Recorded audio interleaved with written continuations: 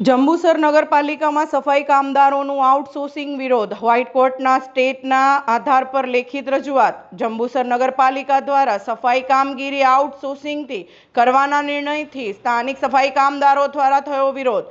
અખિલ ગુજરાત સફાઈ કામદાર સંઘની જંબુસર શાખાના મંત્રી બાબુભાઈ કે સોલંકીએ ચીફ ઓફિસરને લેખિત રજૂઆત કરી છે. તેમણે જણાવ્યું કે 5/5/2018ના પરિપત્રથી શરત ક્રમાંક 3 પર હાઈકોર્ટ દ્વારા 5/9/2018ના રોજ સ્ટે આપેલ છે અને કમિશનરે 8/3/2019ના અનુસંધાન પરિપત્રમાં આઉટસોર્સિંગ ન કરવા માટે સ્પષ્ટ સૂચના આપી હતી. તેમ છતાં નગરપાલિકા દ્વારા આઉટસોર્સિંગની ઠરાવ કરાયો છે, જે કોર્ટની અમાનવતા સમાન છે. સંઘ દ્વારા આ ઠરાવ રદ કરી હાજર કર્મચારીઓના હિતમાં નિર્ણય લેવાની માંગ કરી છે. Reporter Saddam Malek, Jambusar, SD news Gujarati.